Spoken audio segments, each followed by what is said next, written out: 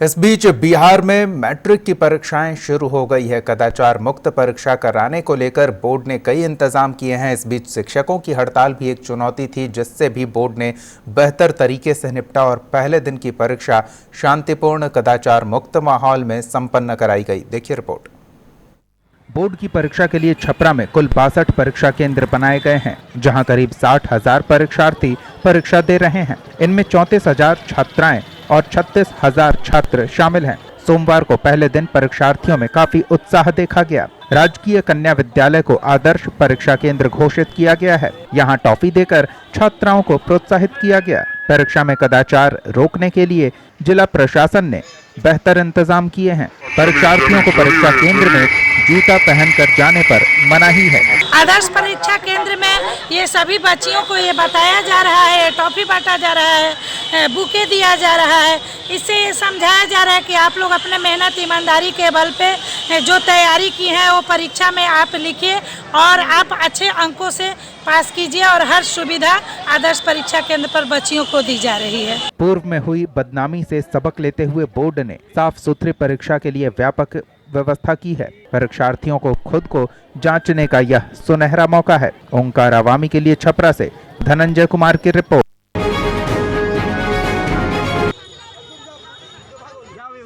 बिहार में सोमवार से मैट्रिक की परीक्षा शुरू हो गई। कदाचार मुक्त परीक्षा के लिए केंद्रों पर व्यापक इंतजाम किए गए हैं। पटना में जूते चप्पल उतारकर छात्रों को परीक्षा केंद्र के अंदर जाने दिया गया। वहीं बिहार माध्यमिक बोर्ड ने शिक्षकों की हड़ताल के बीच कदाचार मुक्त परीक्षा लेने का दावा किया है। मैट्रिक परीक्षा 17 से 24 फरवरी तक 2 पालियों में चलेगी। पूरे राज्य में कुल 15,29,393 परीक्षार्थी परीक्षा में शामिल हो रहे हैं। इसके लिए 1,368 परीक्षा केंद्र बनाए गए हैं।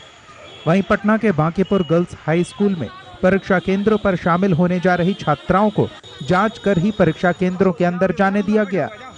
ओंकार आवामी के लिए पटना से रंजीत कुमार की रिपोर्ट।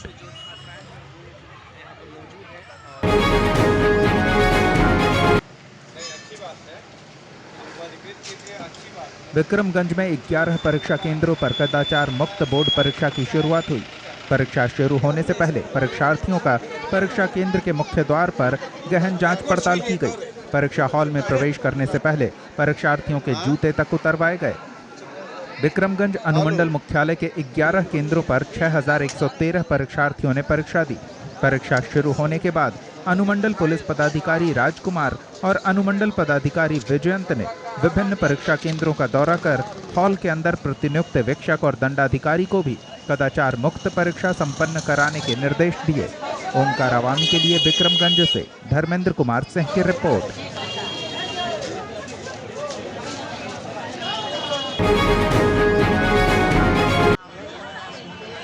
जहानाबाद में कड़ी सुरक्षा के बीच 15 परीक्षा केंद्रों पर सोमवार को कदाचार मुक्त मैट्रिक की परीक्षा शुरू हुई। प्रशासनिक स्तर पर परीक्षा को लेकर व्यापक तैयारियां की गई है। केंद्रों के आसपास निषेधाज्ञा लागू कर दी गई है। प्रवेश द्वार पर ही परीक्षार्थियों की गहन तलाशी ली जा रही। सभी परीक्षा केंद्र पर सीसीटीवी कैमरे लगाए गए हैं। सभी केंद्रों पर दंडाधिकारियों की तैनाती की गई है। इधर जिला शिक्षा पदाधिकारी ने बताया कि परीक्षार्थियों की गहन तलाशी के बाद ही उन्हें परीक्षा हॉल में जाने दिया जा रहा है। पहले ही परीक्षार्थियों के जूते भी खुलवा दिए गए ताकि किसी तरह का कदाचार का कोई मौका ना हो। कदाचार रोकने के लिए फ्रिस्किंग गेट पर है। अंदर रूम में लड़कियों का है तो रूम में किया आता है, क्योंकि उसको बाहर नहीं करना है तो पहले ही फ्रिस्किंग करके सभी चीज पुर्जा निकाल लिया आता है। रूम के अंदर भी किया आता है ताकि कहीं किसी तरह से कदाचार नहीं करे लोग। कदाचार मुक्त परीक्षा के लिए प्रशासन मुस्तैद है। ऐसे में परीक्षार्थी परीक्षा की आग में तप कर निकलेंगे और जीवन में प्रगति के पथ पर आगे बढ़ेंगे। ओंकार आवामी के लिए जहानाबाद से मुजफ्फर इमाम की रिपोर्ट। पटना स्टूडियो का रुख करते हैं। मनोज जी, बड़ी चुनौती थी शिक्षकों के हड़ताल के बीच शांतिपूर्ण माहौल में कदाचार मुक्त परीक्षा कराना, और पहले दिन की परीक्षा के बाद लग रहा है बोर्ड ने बेहतर इंतजाम किए थे।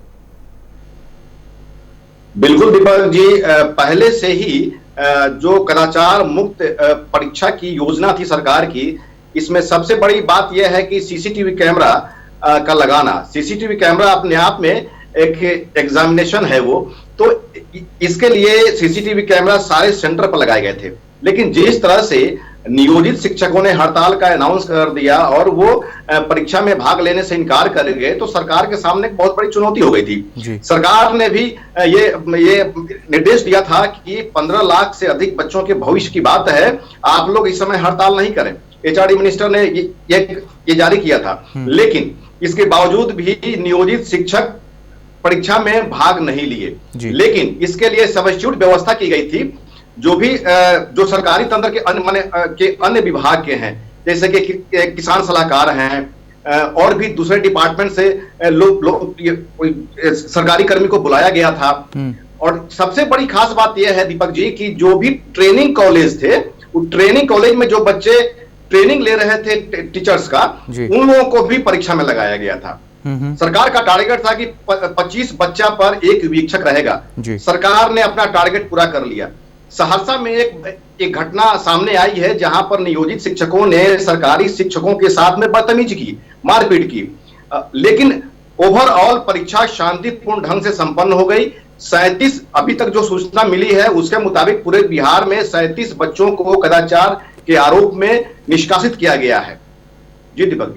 बिल्कुल मनोज जी, ऐसे में एक चीज़ और समझना चाहेंगे, लगातार जो व्यवस्था की गई है, शिक्षक हड़ताल पर गए हैं वो अलग है, लेकिन शिक्षक संघ में भी फूट आई है जिसकी वजह से सरकार के सामने या बोर्ड के सामने कहें इतनी समस्या नहीं हुई हालात को काबू में रखने के लिए।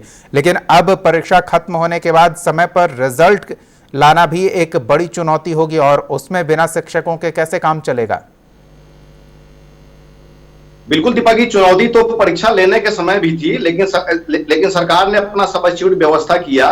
लेकिन जिस तरह से आज सरकार ने एक निर्देश जारी किया है, हालांकि इसकी आधिकारिक पुष्टि भी नहीं हो पाई है, सरकार ने जारी किया है कि जो शिक्षक ये वीक्षण कार्यक्रम में नहीं आए हैं, जो पार्टिसिपेट नहीं किए हैं, उनकी सूची तलब किया गया है। और ये औरंगाबाद के डीएम ने बाकायदा प्रेस कॉन्फ्रेंस करके उन्होंने कहा है कि हम अपने शिक्षा विभाग से सारे शिक्षकों की सूची हमने मांगी है और जो लोग उसमें शामिल नहीं हुए, परीक्षा में शामिल नहीं हुए हैं, उन लोगों पर सरकारी कार्य में बाधा डालने के आरोप में उन पर कार्रवाई करेंगे। तो एक तरह से कहा जाए तो सरकार भी कमर कसे हुए है कि जो लोग इसमें वीक्षण कार्यक्रम में भाग नहीं लिए हैं, जो स्ट्राइक में रहे हैं, उनके खिलाफ कार्रवाई की जाएगी।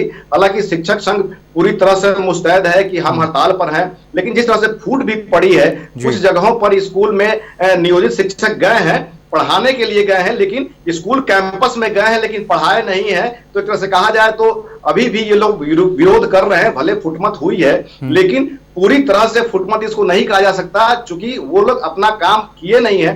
तो इसलिए ये कहा जा सकता है कि कहीं ना कहीं अभी भी पढ़ाई से या फिर जो गार्डिंग है या फिर जो भी जो कार्रवाई है शिक्षा विभाग की, उससे अभी अपने आप को दूर रखे हैं। बिल्कुल, फिलहाल शिक्षकों वाला मामला तो इस वजह से चुनौतीपूर्ण नहीं लग रहा है क्योंकि पहले दिन की परीक्षा अच्छे से संपन्न हुई है और परीक्षार्थियों को कोई दिक्कत भी नहीं हुई। बहुत बहुत धन्यवाद मनोज नारायण सहजे इस तमाम बातचीत और जानकारी के लिए। तो मैट्रिक की परीक्षाएं शुरू हो चुकी है, कदाचार मुक्त माहौल में परीक्षाएं संचालित की जा रही है और परीक्षार्थियों को दिक्कत ना हो इसका भी ख्याल रखा जा रहा है, लेकिन साथ ही परीक्षार्थियों को कदाचार करने का मौका न मिले इसका विशेष ख्याल रखा जा रहा है।